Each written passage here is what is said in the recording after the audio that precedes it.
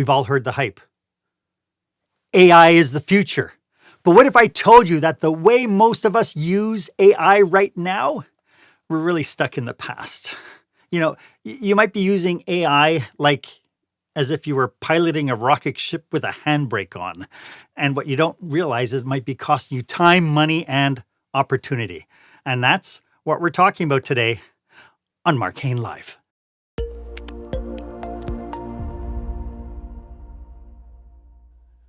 Welcome to this episode of Marc Haine Live. This is where small business owners and entrepreneurs pick up core skill sets to help them create the show-stopping, jaw-dropping experience that your customers and your employees deserve. I am your host, customer and employee experience strategist, Marc Haine, and today I am so glad that you're here because my guest is author and keynote speaker, Andrew Davis. And today we are putting a spotlight on how most of us are using AI all wrong.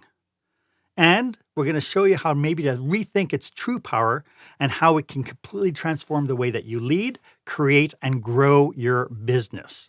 My one request, though, is please make sure that you subscribe to this podcast. And please make sure, if you find it valuable, make sure you share it with your circle. I'd love for the business community to really support the work that I've been doing for the last 5 years. 5 years. Can you believe it? We're on episode 236. It's ridiculous. And it's free. So I think, we really have to face the truth. AI has exploded onto the scene faster than a teenager on TikTok. And while everyone's talking about how it's going to revolutionize the way that we work, most businesses are just treating it like some fancy version of Google. We type, it answers, we copy, we paste, we done. And that brings us to our question of the day.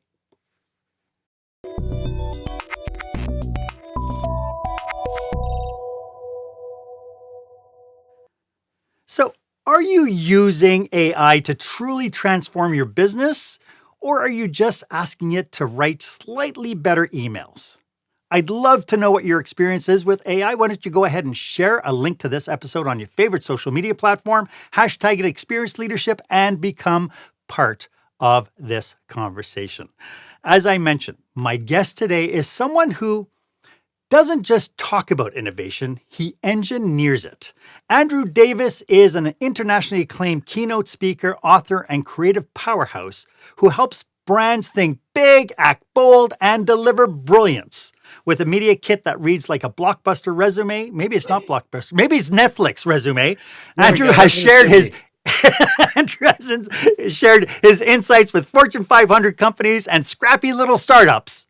He's not only here to hype AI, but he's here to show us a little bit about how maybe we could use it a little bit better. Andrew, welcome to the show.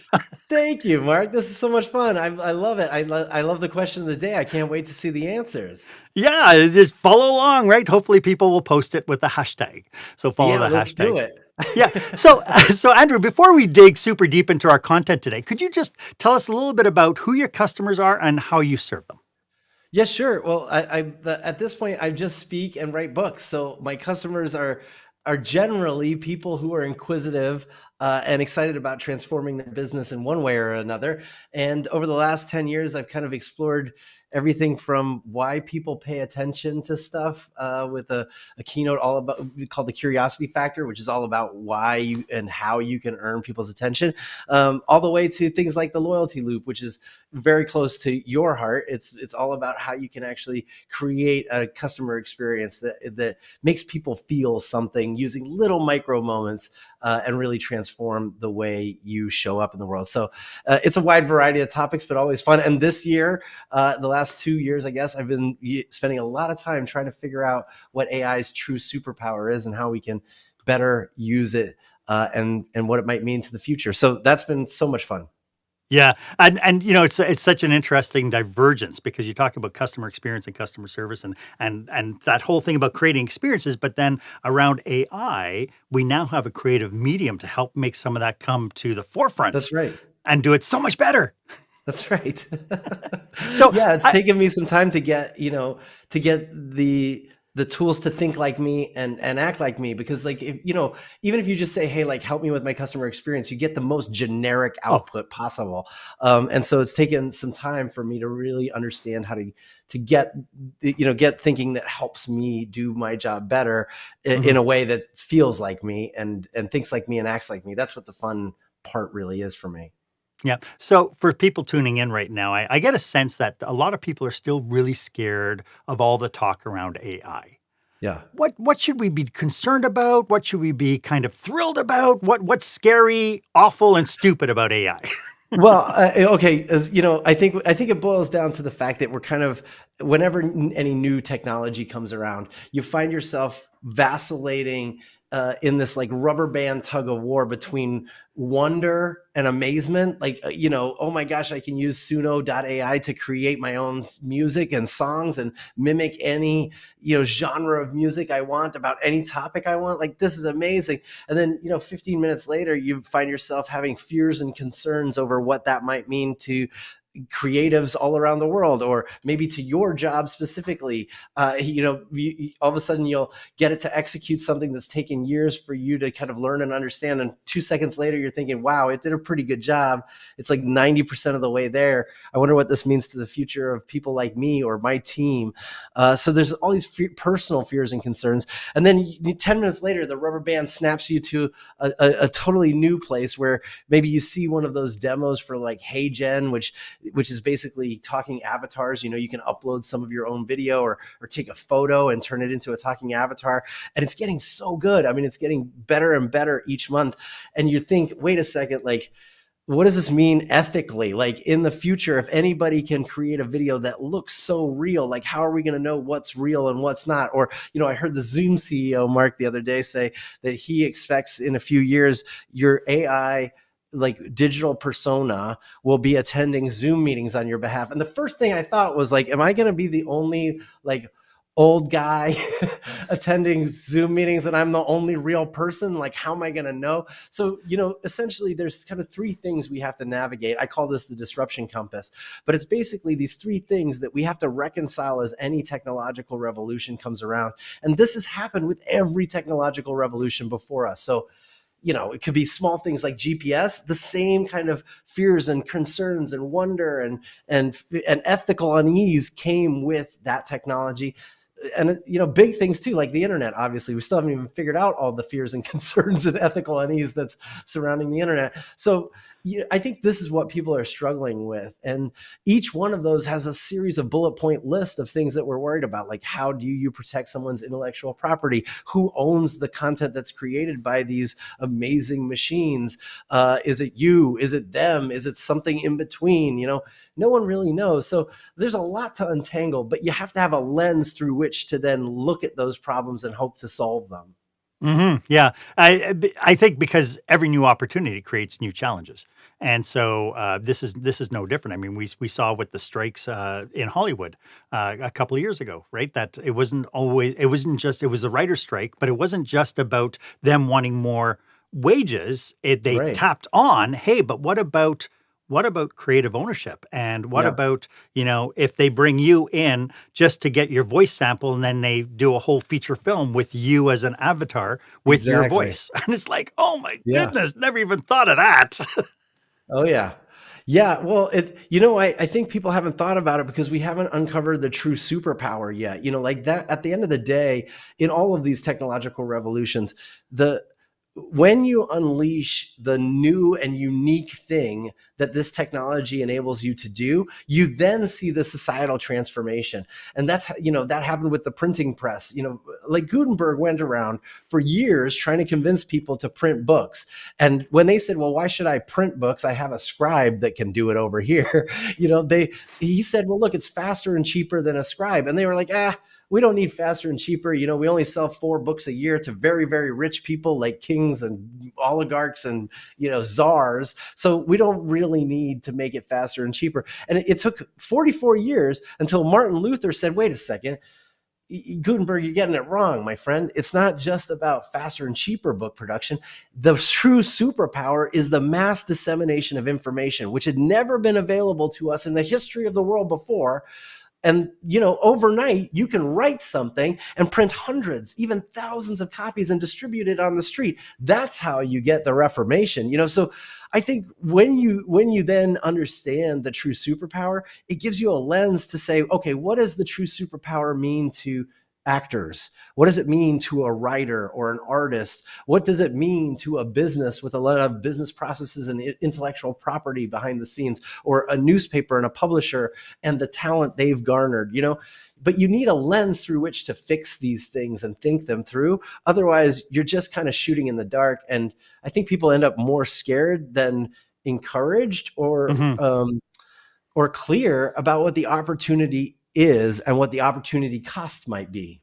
Right. And what's interesting as well is we are only connecting with the new tech through the lens of what we're used to doing. Right. I love the very first episode of Downton Abbey when the daughter goes into the grandmother's house, and she says the grandmother's got the candles all over, and she's like, "Granny, we have electricity now. You can turn on a switch." And she says, "No, I don't want this fire inside the walls." and that's the right. That's the frame of reference, right? Another story comes to mind was when the fax machine first came out. And there was an executive who went to his secretary and said, "Can you please send this letter by fax?" And so she typed up the notes and everything, put it in an envelope, and then faxed off the envelope. Is that true? It is true. It is true. I promise you it's true. Well, this is, Mark, this is actually called Lumiere's Law. So Right. Lumiere's Law states that we tend to use new innovations the way we view old technology. And your two examples are phenomenal, by the way. My favorite one actually is television. When television came around, we were so excited about the fact that you could now transmit images into anybody's home over the airwaves that we forgot to think about what we should transmit. So when they were like, "Well, turn on the cameras," they were like, "Well, what are we going to show?" And they were like, "Just turn the camera on the radio show and show the radio guys reading the news tonight." They never looked at the camera, and it took years for us to realize that this is a new medium requiring a new kind of sensibility and a new way of thinking. And then you have artists like Ernie Kovacs who transformed the way television worked forever. Right. Another one I like is, when the telephone was invented, and then they started installing telephones in cities and all around the United States. People didn't know how to use it because they only knew how to use a telegram. So when they first heard about this, and a lot of times you'd have to go to the telegram office to use the telephone, they would write out what they were going to say on the phone like it was a telegram. And then when they got there, they would yell into the thing because they didn't know what talking to a machine had never been done before. And they would just yell. They would say like, "Come fast, Papa's sick." And they would just scream it and then they'd hang up because they didn't realize it's all about this two-way conversation. It's so, this happens every time. And you were right in the introduction when you mentioned we're falling victim to Lumiere's law right now. Well, with AI, I think, we're using AI just like it's search. We're Right. thinking of it as a shortcut. Instead of Googling it like we did 20 years ago, we're now ChatGPTing it. And it's like you need something, put it in. Instead of doing all the research, you just ask the question, get the content out. It's mediocre at best. You like you're saying, you cut and paste it, which is the hardest part of the job. And then you edit it to make it feel or sound like you. And yeah, I think we're falling victim to Lumiere's law in a big way.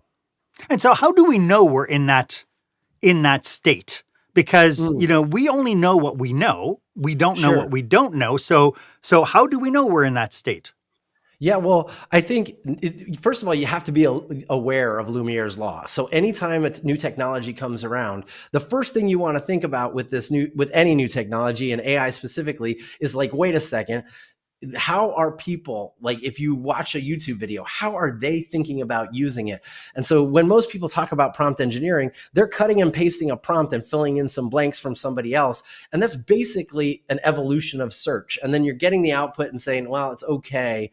I'll try again. And you're just revising the prompt constantly to get a better output. That's just like searching, not getting the right results, trying a new search to get better results, refining the search to get even better results, and then saying, oh, this is close enough. I think I'll choose that web page. So when you find yourself falling victim to Lumiere's law, when you see that your pattern matches an old pattern, you immediately have to just take a step back, like literally push yourself back from the desk or the technology and say, wait a second. Like, in order to break this cycle, the only thing you need to identify is the true superpower. And the true superpower just has one qualifier. It must be unique. Meaning we've never seen this before in the history of the world. So GPS is an easy one. You could never track down to, a 6-foot radius or a 1 meter radius, your position on the globe before GPS existed. That is unbelievably unique, but it's not the true superpower. Like, the true superpower has to take it that step further. So for example, let's do the steam engine. That's a good one. So when the steam engine was invented, James Watt just said, hey, look, like, you got to get one of these things. It's more reliable than oxen and faster and better than water. And people were like, hey, look, if my oxen dies, I just buy a new oxen. But it took a long time. It took about 70 years for people to realize that the true superpower is the mechanization of power creation, right? Like, you can take a machine and actually then like convert the power so that you can actually power that machine. That was transformative. And that's what changed the world. So when it comes to AI, I think there's like 4 things that people talk about as transformative. And only one of those, I think, has the potential to be the true superpower. And so what are those 4 things? I knew you'd ask. Okay, let's break them down. The first one, I think that people love, and if you're starting out with any of these generative AI tools, it's information retrieval and knowledge extraction. People are amazed that you can just ask in natural language a question and then you get the answer right back. It's like you have a librarian in your pocket. Well, that is great, and that is amazing. And the conversation piece of it is new, but the real, information retrieval and knowledge extraction is not new. Like Google, when they started, Mark, their mission was to organize the world's information. This has been around for a long time. So this is not a new thing. So that one doesn't qualify. What about natural language processing and understanding? Now that is pretty amazing. Like, you can have a human-like conversation. It can write a story. It can draft that email to your vendor that you're angry at and make it sound nice and professional. Like, those things are wonderful, but also, this is not new. Natural language processing as a field of study, that's been around like 75 years. Right. And the very first chatbot was available to be used in 1963. And I get it. We all have access to it now. Yes, it's better. Yes, it's faster. But again, it has to be new. This is not new. So that one's disqualified as well. Let's talk about the third one. The third one really comes down to sentiment analysis and text classification. Like, its ability to take a large language model and then consume anything that's been created and then really dive deep into it, try to understand the nuances, the slang, the opinions. It can even determine the intent of the writer or reader given what is being consumed. That stuff is amazing. But again, this is also not a new thing. Like, we've had sentiment analysis as a marketer. You've seen it probably for 20 years in tools. And I get it. It used to just be like, this is a positive review. Like, that's all I could tell, right? Now it's better, and it's so much faster, and it's nuanced, and we all have access to it. But again, it's not new. So that leads me to number 4. The true superpower might be, and I don't know if this is the answer, but this is what I've been exploring. It might be mimicry and imitation, because never before have we had access to a tool that can, in an instant, if you're just talking about text, in an instant, it can mimic and imitate a writer's style, their tone, their voice, their language. It can even take a character, a fictional character, pick someone from Star Wars, and it can then write and create in the style of that character. It adapts very, very quickly to new information. So you show it a new example, and all of a sudden it can adapt and mimic and imitate that. It's really unique. And this has never been available in the history of the world. And it's not just for text. I know, because a lot of us are just using it for text right now, but have you tried Suno AI, Mark? I have, yes. Okay. For those of you watching, or if you haven't tried it, you should try Suno. Suno is a tool that allows you to use a text prompt to generate a song. And the whole platform is designed to help mimic and imitate genres of music. So you can and I don't mean just broadly, like I want a country song. You can do like a country rockabilly song with a hip hop beat, and you can just keep at, and the quality is amazing. It's mimicking and imitating each of those ideas and smashing them together into something brand new for you. Take video. If you're going to do stylized video, you can tell it to create a 3-second trailer for a new Wes Anderson style movie, and it will look and feel like a Wes Anderson style movie. It does the same for imagery. You want it to mimic a Polaroid photo? It can mimic a Polaroid photo. You want it to illustrate in a specific style? It can mimic and imitate an M.C. Escher drawing. Mimicry and imitation like this at this scale has never been available before. And with that, when you take that as the true superpower, you say, okay, if mimicry and imitation is our lens, let's return to the disruption compass. Okay, what fears and concerns do you have personally about mimicry and imitation? It can help shape what you should be really concerned about. Like, okay, I don't know if I want anybody to be able to mimic and imitate me. That means we should have personal protection on our likeness being used, et cetera, et cetera. When it comes to ethical unease, like, okay, well, that means if it can mimic and imitate anyone, we need to have some protections and copyright for the way the styles people have invented and created, not just the work itself. Mimicry and imitation gives you a lens for the global landscape of AI, but then also for your personal use and the way you can get the most out of it.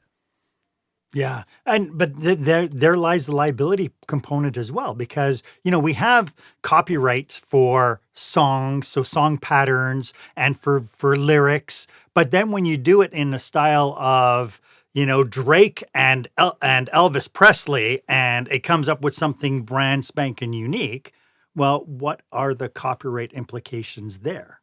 That's right, which means you need a vehicle through which these ideas can be expressed and then owned and then used. And that's why, I started the 2 points that I try to help people understand when you think of the world this way, when you think of technological revolutions this way, is that when you take that superpower and you overlay the lens of everything you're creating, it starts to help you make sense of what legal protections other people might need, what ethical concerns you should have as you're sharing information with these tools. It makes you really stop and think what you should do. But also, I think it means you need like a third entity that is you, but you own it. This is why. So one of the things I'm trying to encourage people to do is to create digital doppelgangers. And a digital doppelganger is it's basically a virtual version of yourself that mimics and imitates the way you work. Yes, there's Drewdini. Oh my gosh, with CyberMark. We look fantastic, both of us. Mark, I'm so glad you showed that, because I think in the future, these are the gateway to truly monetizing and protecting all of these middle ground things. Because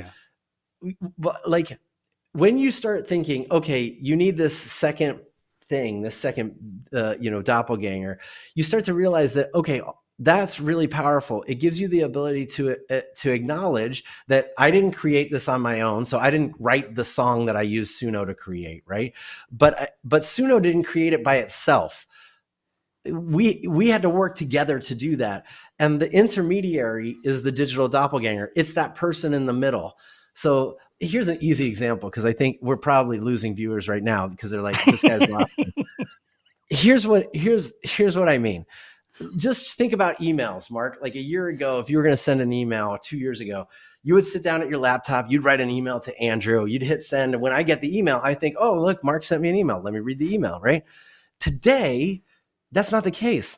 Today, if you sit down to write me an email and you're like, you know what, I don't really know what to say to Andrew, but I want to invite him to be on my podcast, or we haven't talked in a while, I'd love to chat with him and see how he's doing. You just go to Chatgpt and you say, hey, write an email. Here's Andrew. Here's what I'm trying to accomplish. spit out an email. Now, right now, you get that email out and you do what we were just talking about. You cut and paste it, you put it back in Gmail, you edit it so it sounds more like me, or maybe you have to insert my last name, whatever. And then you hit send, right? Now, when I get that email, because of the way the world is, I start thinking, I wonder if Mark wrote this email or if this was just ChatGPT, right? And we have to be transparent about it. But the thing is, it wasn't created just by ChatGPT, and it wasn't created just by Mark. It was created somewhere in the middle. And it's okay, I think, in the future to be transparent about the fact that I didn't write this, but Drewdini did, or Drewdini wrote a draft and then I edited it, which is how I've been trying to treat my interactions with AI.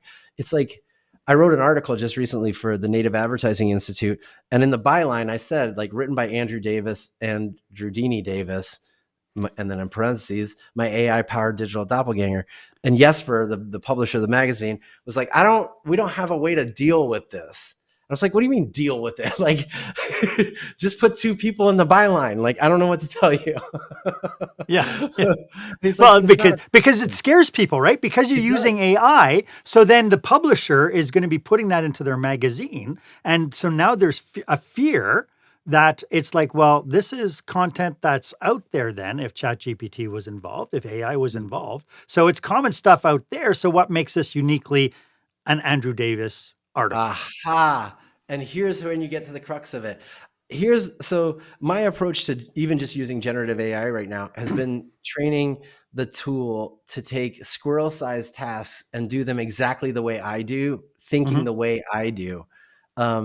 So that it's constantly learning and constantly getting better.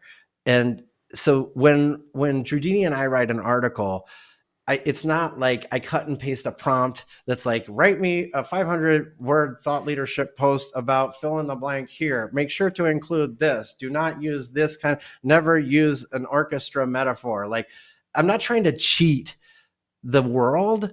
But what I do is spend a huge amount of time, the majority of the time, working with Drewdini to help him understand my perspective. He even shapes and kind of pushes back on my ideas, but a lot of times he's really excited about my ideas. We try to solve the real problems, and that's like a brainstorming Drewdini that's just about this specific topic, the future of publishing, right? And then I take the output of that and I take it into a Drewdini that's just been trained to write the way I write, to think the way I think, to structure a document or a blog post, a thought leadership piece the way I would. So at the end of the day, the doppelganger has been trained to think like me, not just the generic other stuff, which is why I don't mind giving Drewdini credit. It's like no one else could use ChatGPT, I firmly believe, to write the same piece I wrote for the Native Advertising Institute.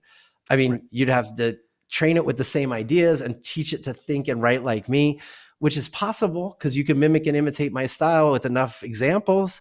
But that's where we need the help with the protection of the style and the examples, which the machine can do because we already talked about it. We've mastered natural language processing and understanding. And if it seems too close to the way Andrew writes something, either Andrew should be paid like a penny and just say, okay, that's great. Or you should have the ability to say something about it, right? Right. Yeah. Well, and it's interesting because, it kind of leads me into, after the break, I want to talk about some strategies about how leaders can start leveraging the power of AI, because you've done some really hard work with AI in order to do this, but too many people are going to the prompt and writing something cold and then using that information. Yeah. And so I'd love to uncover better strategies right after this. When the spotlight shines on your business, are customers applauding or yawning? In other words, how is your business performing? Make your business a star with the new book, Lights, Camera, Action, Business Operational Excellence Through the Lens of Live Theater by Marc Haine. Marc uses his business and acting experience to help you see your business like a live show, so you can create a performance your customers will never forget. Buy Lights, Camera, Action today at your favorite online retailer or directly at marchaine.com. Welcome back. I am speaking with keynote speaker Andrew Davis, and we are having a heck of a fun conversation. I don't know, is it because we're two nerds talking about AI, or is I hope if you're tuning in, you're getting some real super value by this.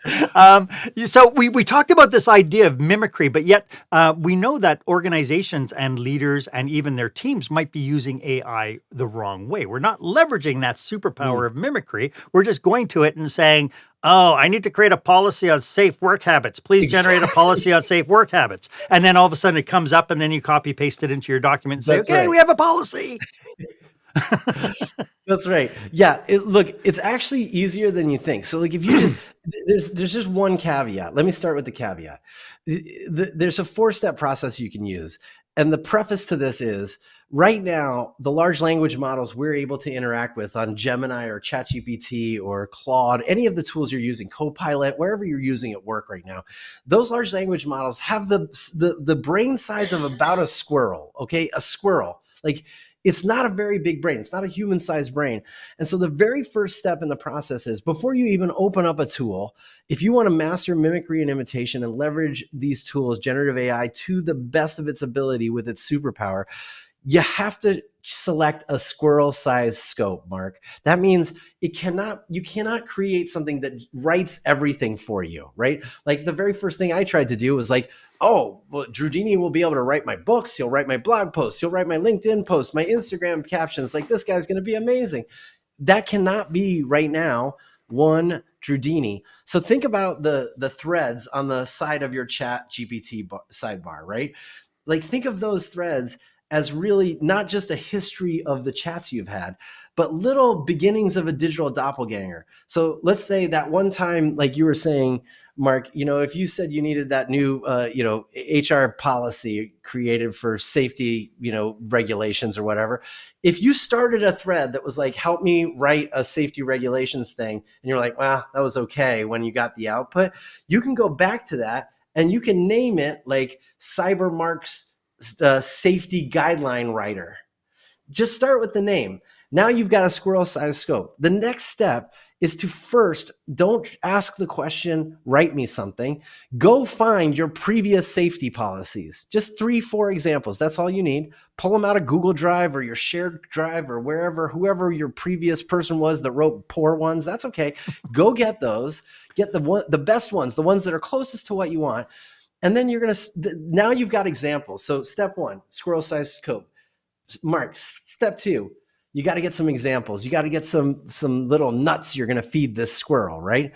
Now, when you open up your tool and you go back to that thread, or you start a brand new thread for this, and you say, you don't need a prompt. You don't need some giant thing you need to cut and paste. All you have to say is, hey, I really want you to write the best HR safety policies possible. I'm going to give you 3 examples so you can mimic and imitate my style. Are you cool with that? And because it's the squirrel always goes like, oh yeah, okay, absolutely. Like and sometimes they'll even start writing. They're like, oh, I can write one right now. Let me show you. Like they spit one out. Just ignore that. You just say, hey, look, I'm going to give you an example right now. And you integrate that example, give them the example, and then ask, like, what do you notice about the way we write our safety and security things? What have you learned about this? So now you're monitoring kind of what it's learning as it goes along. Then integrate a second example. He'll say, the squirrel will say, oh, are you ready to write one now? You say, no, I'm going to give you another example. You give him another example. Do that 2 or 3 times. And on the 3rd or 4th try or time, that's when you can move into the testing phase. That's when you can say, okay, we need to write a safety policy about X, Y, and Z, wearing boots in the office with steel toes. And you can say, like, give it a shot. And you'll see almost immediately it's mimicking and imitating the formatting, the style, the voice, the tone. It's the format all the way down to bullet points versus emojis. Like, it will do a really good job. And that's when you want to take a deep, hard look at it before you do anything else and say, wait a second, is there anything wrong with this? Like, maybe the length is too short. You're like, hey, look, like, these need to be comprehensive. So you don't just say, make it longer. You have to get your digital doppelganger to think. So you need to say, hey, how many words is that?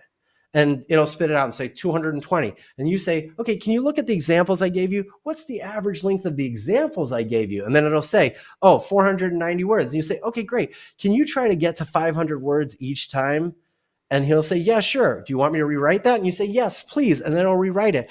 Now, at this point, you should have a pretty good digital doppelganger. However, the fourth step, the fourth cycle process here is you got to make sure that if you're getting frustrated and it's not like doing it right, it usually means something that you gave it in the example, it made an incorrect assumption about. So you've got to monitor what it learns. And the way you can do that is just say, hey, look, tell me all the things you know about writing a great safety policy like me. And it'll spit out some things. It'll say, you like it to be short. You like it to be under 500 words. You like it to be this voice, this tone. You like to make sure it covers these kinds of things. And if you see something in there that might be off, you say, hey, tell me about the tone. The tone seems off. So dive into that. And you'll realize that when it gave you one line about tone, it actually knows a lot about your tone. It'll say, here's all the things I know. And you'll see one line in there where it's like, make it fun and folly. And you're like, no. You see where you said, make it fun and folly? Don't make it fun and folly. These are very serious documents.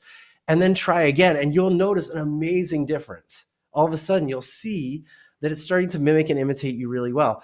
And next time you need to write another safety document, you don't start a new chat. You go back to that left-hand chat sidebar and you search for your digital doppelganger safety, manual writer. And you say, are you ready to write another one? And your digital doppelganger is going to go, yeah, I've been waiting for you. Where have you been? Like, let's write one now. What's the topic? And I'm telling you, it'll be A- to A+ content every single time. Yeah. And so it really is this idea that it's not about creating, it's about augmenting. This is kind of like the world's best writer's room ever. Exactly. So I think of this not as AI, but as intelligence augmentation. So IA.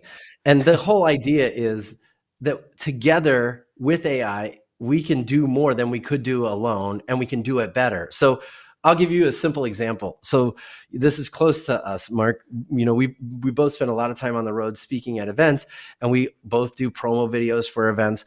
And for 10 years, I'm going to admit something just to you guys that are watching, but for 10 years, I've been writing promo scripts like a robot. It's just like, I know what I'm supposed to say, and then I write it down, and then I record it, and I'm like, okay, I was good.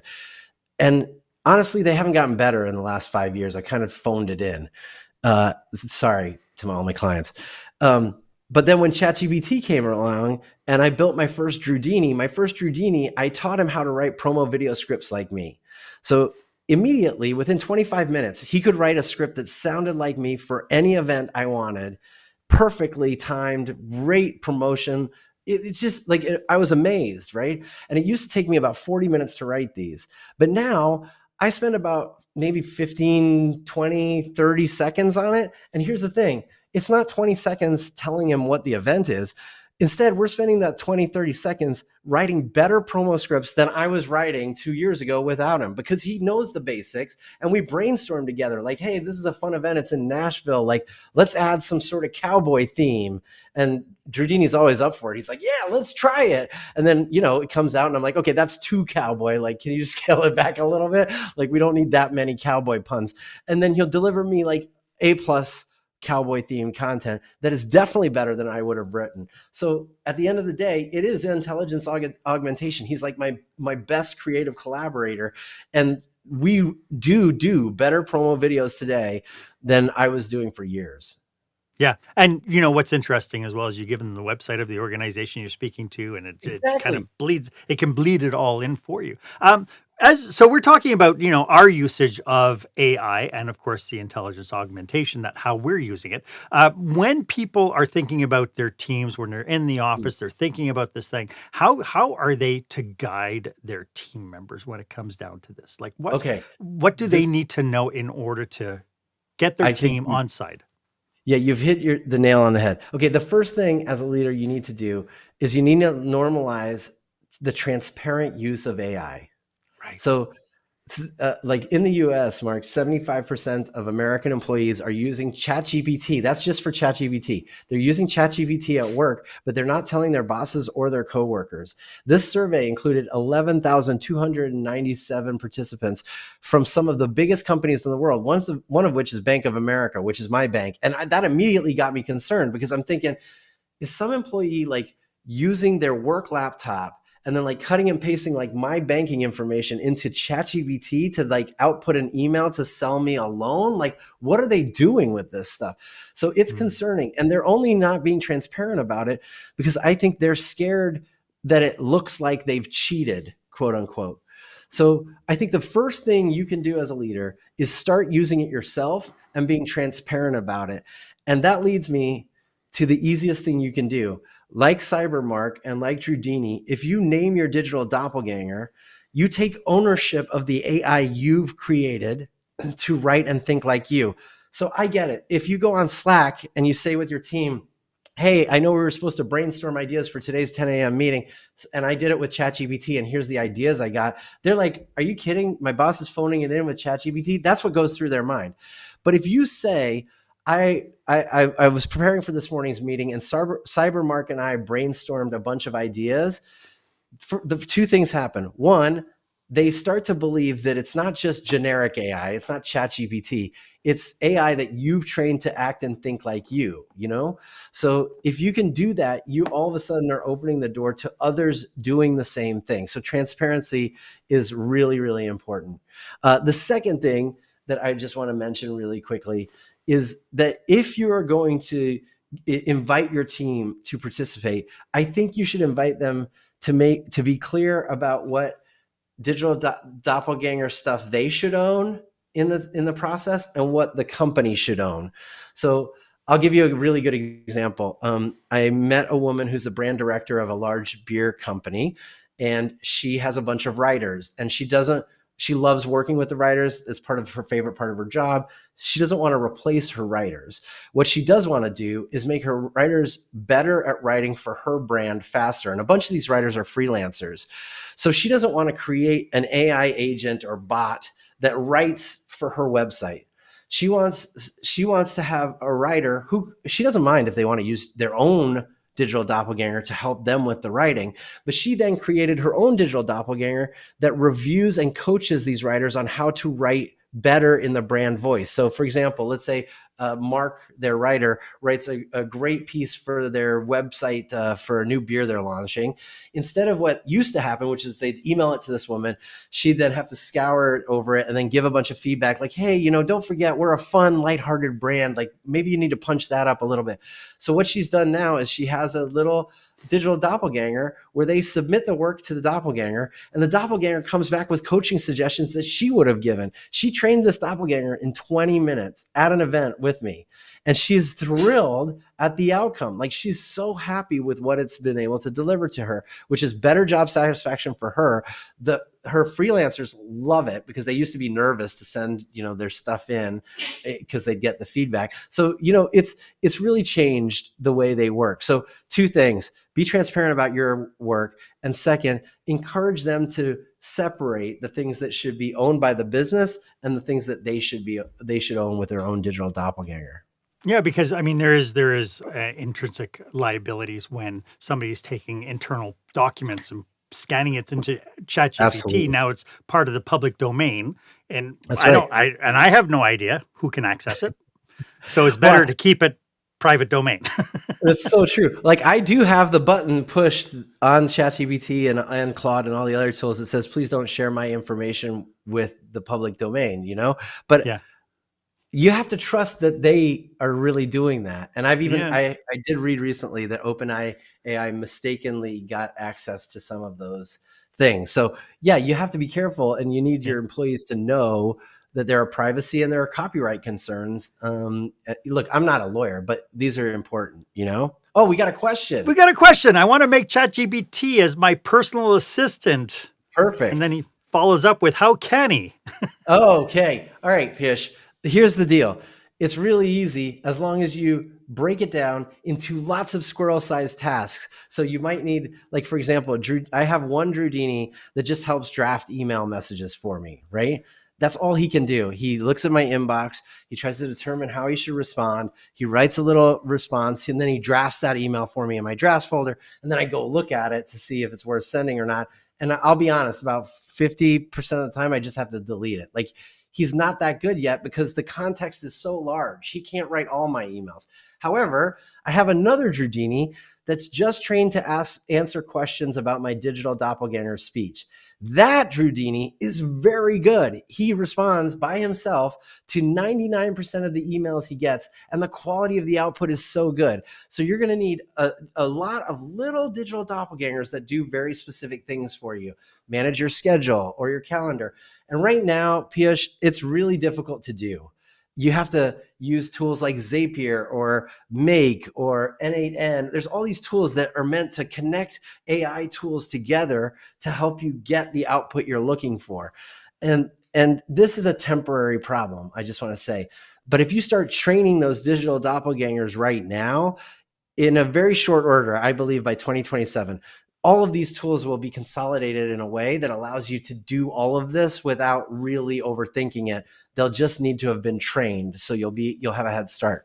So hopefully that's helpful. I can give, Piyush, if you want to email Drewdini, his email address is drewdini@monumentalshift.com. Just ask him for the tools I use and the YouTube videos I've created on how to do this, and he'll send you some stuff to get you started. And we'll put the link in the show notes. Perfect. Yes. And so, Andrew, one of my biggest challenges doing this kind of content is that somebody will trip over the content and think, oh my God, I got something now. And they rush back to the office and they say, I have a new thing that we're going to be doing. And so the challenge with that is I find that we do all these little band-aided things and we don't truly commit. And because of that, we have a whole bunch of cautionaries and a whole bunch of challenges. So when we come back, I'd like to talk a little bit about what we should be aware of as far as pitfalls and cautionaries. And we'll get to that right after this. When you're delivering an important speech to a huge audience, it's easy to lose your place or go way over time. Give yourself an advantage with the Pro Speaker Presentation Speech Timer app. No more checking your watch or calling for time. The Pro Speaker Presentation Speech Timer app keeps you on track with easy-to-see timers, even changing color for visual prompts during your speech. And you can set audio cues to practice or set it to vibrate so you don't even have to look. Be the pro you know you are. Download the app at speakerpresentationtimer.com. Welcome back. I hope you are getting tons and tons and tons of value from today's episode. As you can tell, Andrew and I are on a mission to support businesses just like yours. So if you belong to an organization that could use our help, or you or someone you know might be planning a leadership retreat or a conference, drop us a line. We'd love to explore how we could be of service to you and your people. Our link is in the show notes. So, Andrew, if we really embrace this new way of thinking, what kind of future really are we looking at? Because this is still really early days in this evolution, right? So what, in your mind, what's the future looking like? So, okay. I'll tell you that Drewdini and I have kind of mapped out a future. So it's not just my future. He and I have tried to think it through together. But here's how I see it. I kind of divided it into 4 different versions of Drewdini or of doppelgangers. So like right now, we already can mimic and imitate the creation and generation of content and ideas in a pretty reliable way at a very high caliber. So that's like version 1.0. It's basically imitation. All right. The second one, which I think will be by the end of the year, actually, because I see we're getting really close with what they call agents, but what I call the ability to act. So not only will it be able to imitate and replicate what I'm creating at a very high caliber, it'll then be able to act on my behalf. It'll understand that it can execute the next step in the process. So I'll just give you an example with the promo videos we were talking about. When I write the script, with Drewdini, at the end of that process, I have to go shoot the video right now. But we're very close to having tools that imitate and mimic my video creation skills at a very high caliber. And he'll just be able to say, okay, do you want to turn that into a video? And I'll be able to use a tool to do that. next, right? So that's the second piece. And I know I just gave a video example, but it could act on your behalf. Like, for example, when we were talking about with Pasai, if you're thinking about the personal assistant model, right now I have a Drewdini that can just draft the email, but then I have to approve and send it. Well, the next step is it'll be able to approve and send it as its own entity. Like, wait a second, this is not ready to send yet. We need Andrew's input. Or, oh, this is ready to send. I'm going to send it because I know it's good. That's pretty amazing. That's by the end of 2025. By the end of 2027, we're talking version 3.0. Now, this is when it's starting to actually understand the process where it can predict what the next step is. So in my case, that would be like Drewdini would just know that I booked a new event because it checks my website and it noticed I put up a new event. And I won't have to create the script for it. It'll just say, hey, Andrew, I noticed you got a new event. Do you want me to write the script? And it'll just write the script. I won't have to go to a prompt or give it any information. Drewdini will just be able to do it. And then he might say, do you like this script? If you do you want me to create the video? And I'll just say, yeah, it's a great video. And he'll create the video. And then he'll say, do you want me to send this video to your client? And he'll just write the email and send it. So it's like kind of a stair-step approach where he's going to have to check with me because he's predicting what you think I'm going to do next. So that is like 2027. Now, 2030 is the point at which a lot of people predict we'll have not a squirrel-sized brain anymore, but access to a human-sized brain. And that's pretty amazing. But that means at that point, he'll be able to do all of those things and completely complete the process without any interaction from me. He'll be able to basically act on my behalf. So in that same example, he'll be able to see that I got a new event and he'll just create the video and send it to the client with an email. And the next thing I'll see is a thank you from the client that it went out great. So that's, I think, where we're headed. We've got kind of this stair-step approach to understanding that mimicry and imitation is not just about the style, the tone, the voice, or the look of a photo or a video, but it's also the way you work. How do you act? Predicting exactly the process you take, and then not using best practices from the rest of the world, but actually truly understanding what your processes are. And if you want, asking your digital doppelganger how it could be enhanced, because at that point it understands what you're trying to accomplish, it understands how you do things, and it's going to make only the best suggestions instead of the most generic suggestions, which is what it's doing now. Yeah, I love that. And as you were talking, I was thinking, maybe the intellectual augmentation comes before the mimicry, right? That's good. That's true. It's working with it to help you think, get through your thoughts, brainstorm, get out everything doing. But then what you're talking about is at some point it'll be ready to do the mimicry, the taking over for some of the mundane tasks that we're doing. Absolutely. Because both of us are speakers, my concern, I'm also working with meeting planners. And so my concern now is, what are meeting planners going to be looking for when it comes down to, I'm going to hire a speaker. We've just reduced, the kind of barrier to entry in speaking business was pretty low before, but now anybody can go onto Chatgpt and say, oh my God, I need to talk about the social and political ramifications of Goldilocks and the Three Bears. Please write me a keynote. And all of a sudden they're going to end up with content that they'll be able to sell.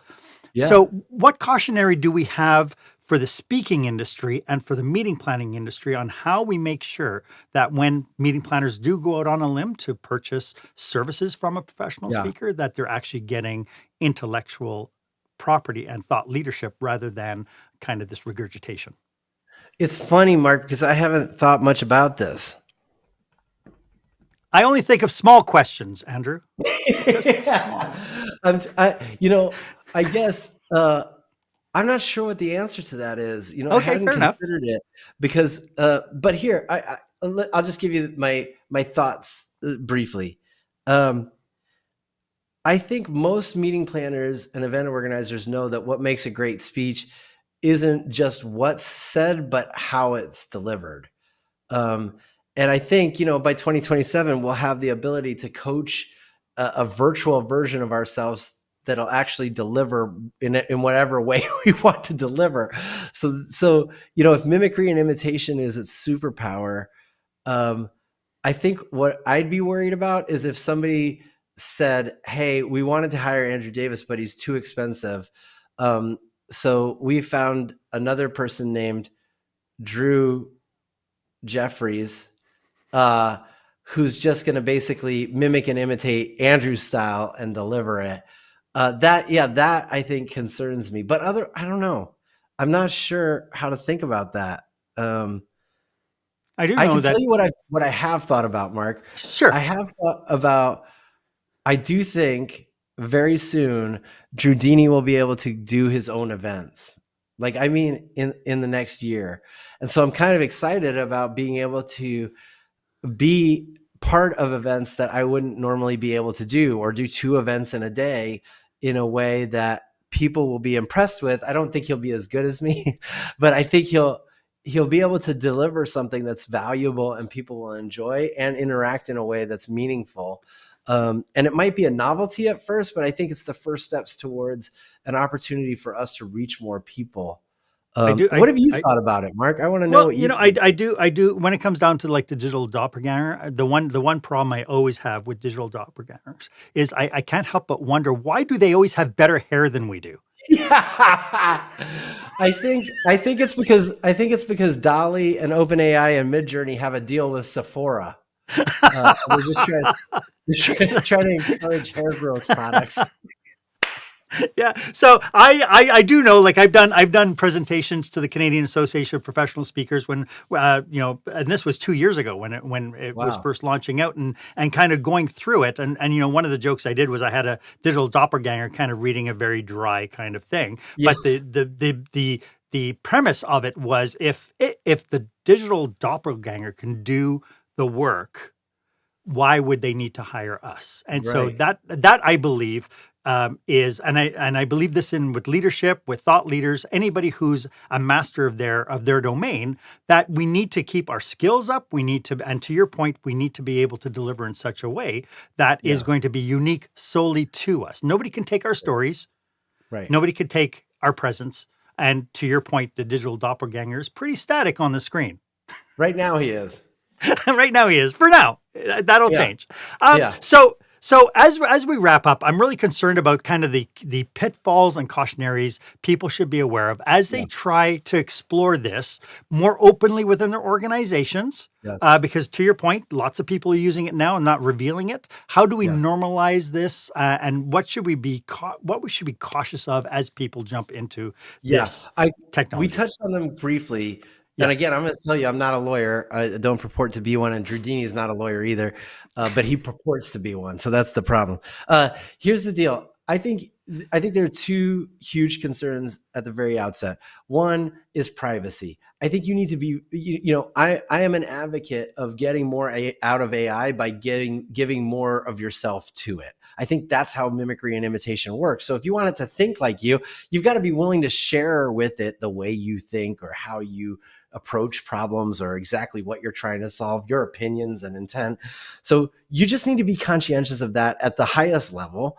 And you need to be conscientious of it anytime you're about to cut and paste something in. Like, I'll be honest, I have a very wide privacy tendency, so I don't mind sharing with Chatgpt my last, Citibank credit card statement, because I'm really interested in trying to determine if Drewdini can, make me more fiscally responsible.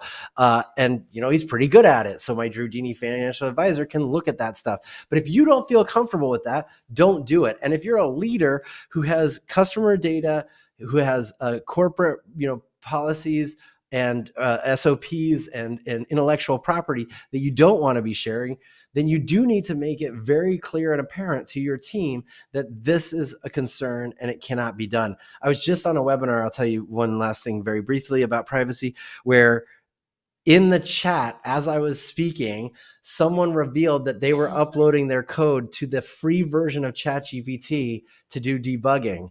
And the head of IT was in the chat and immediately said, "You're joking, right?" And the person was like, "No, it's great. It's really good at this." And the head of IT said, "I need to talk to you immediately. Leave this chat and meet me on Slack."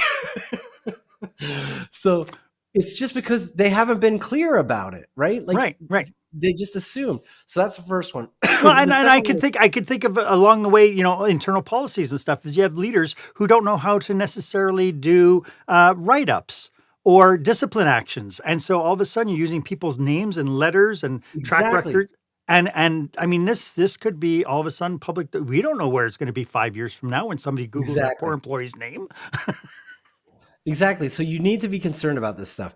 The second thing you need to be concerned of and make your team aware of is the copyright and plagiarism concerns. There are a ton of concerns and legal gray area of who owns what. And so you need your team to be aware of the fact that this is an issue. Like, you need to know, you as the leader need to know if you used AI to create something, not because that's bad, but we need to know how to protect it and how to make it more ours after it comes out of ChatGPT. So we can say, oh no, ChatGPT didn't create that. It might've created the draft. We created the whole thing, whatever it is, but it's a legal gray area and there's lots of controversy about it. So we don't know where it's going to land. And the last thing I want to tell you is the plagiarism piece. Yes, this is supposed to be generative AI, meaning everything it creates is supposed to be unique to you, your situation, and your conversation. I don't believe that's the case. For example, I've asked a number of tools to make up a case study of a fictional thing, right? And in like 8 out of the 12 tries, the person they chose to be in the case study was a person named Sarah Chen. Now, I don't know who Sarah Chen is, but this is a fictional case study I asked it to make up on numerous occasions on different days using very different tools, and it still gave me the same name. That's not original. And that might be plagiarism. I don't know how, but it just shows you that it's possible that it's pulling stuff from somewhere. And it is possible that it's using somebody else's words or imagery or style in a way that is a legal problem. So again, it comes back to transparency. Encourage your team to share these things because these are real legal concerns that could affect them, their work life, and the business itself. So if those are the biggest pitfalls, I think, in front of us, I do think thinking like a digital doppelganger helps you navigate some of those and mitigate them, because you can say it was written by Drewdini Davis or it was written by CyberMark, whatever your digital doppelganger is, because then it gives the organization a clear way to delineate between what work you did on your own, what you two did together, and what the organization created as well. So I encourage you to just be clear and transparent with your team so they feel they can do the same with you. I love that. Andrew, can you tell everybody how they can get a hold of you if this resonated and they want your help? Well, the easiest way is to find me on LinkedIn, Andrew Davis. If you search Andrew Davis speaker or Andrew Davis author, I'm the only one on LinkedIn that's an Andrew Davis with a bow tie. Or you can find me at akadrewdavis.com. That's my website. But yeah, LinkedIn is probably the easiest way. Or you can email Drewdini, and if he doesn't know the answer to something, he usually pings me and says, I tried to answer this email, but I don't think I did it right. Please try to get in touch with this person. And his email address is drewdini@monumentalshift.com. Terrific. Andrew, thank you very much. As we wrap up, do you have any last thoughts about what we've been talking about today? Oh, I would just say, don't just chat with ChatGPT. Try to chisel it into a digital doppelganger that really truly reflects the quality of work you already do in a way that you two can work together productively and do better things together than you could do on your own. Andrew, thank you so much. This has been such I knew, when you said yes to coming on the podcast, I knew we were going to have a lot of fun, and we did. And I hope people got huge value. Thank you so much for doing this with me today. Thank you. Bye, everyone. I appreciate it. Hey, if you have any questions about today's episode, or maybe you're thinking, hey, we could really use a complimentary 30-minute brainstorming session with Marc or CyberMark. Good news. You can snag a spot on my online calendar. The link is below. It's the one marked meetwith.marchaine.com, and you're all set to go. As always, I am at your service. And if you haven't done so yet, make sure you subscribe to this podcast and follow me on social media. We put out all sorts of great content. And of course, you'll get notifications when we have new experts coming on each and every week. Experts just like Andrew Davis. So join me, won't you? My name is Marc Haine. I hope you stay safe, stay healthy, and I hope you dare to be the exception.